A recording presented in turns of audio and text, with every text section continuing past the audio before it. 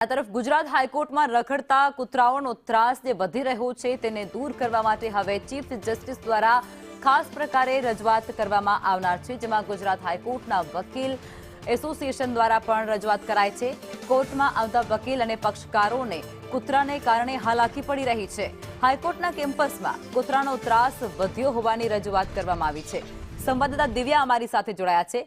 Divya, high court પરિસરમાં પણ હવે રખડતા કૂતરાઓનો આતંક વધી ગયો હોય તે પ્રકારનું વકીલો એસોસિએશન દ્વારા કહેવામાં આવ્યું છે, વિગતો શું?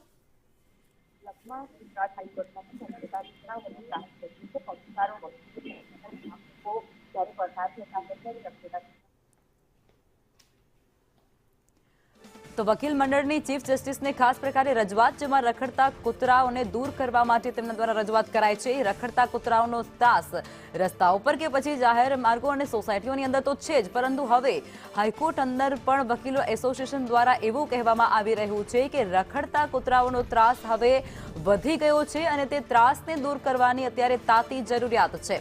હાઈકોર્ટ પરિસરમાં પણ રખડતા કૂતરાના ત્રાસને લઈ અનેક સવાલો ઉઠી રહ્યા છે। વકીલોને પોતાની સુરક્ષા ક્યાંક જોખમમાં મુકાતી હોય તેવું લાગી રહ્યું છે અને તેને જ કારણે તેમના દ્વારા ખાસ રજૂઆત કરવામાં આવી। દિવ્યા ફરી એકવાર જોડાઈ ગયા છે।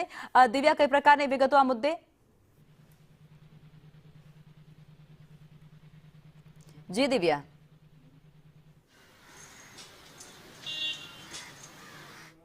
અવાજ આવી રહ્યો છે? દિવ્યા, લાગે છે સંપર્ક કપાઈ ગયો છે, ફરી જોડવાનો પ્રયાસ કરીશું।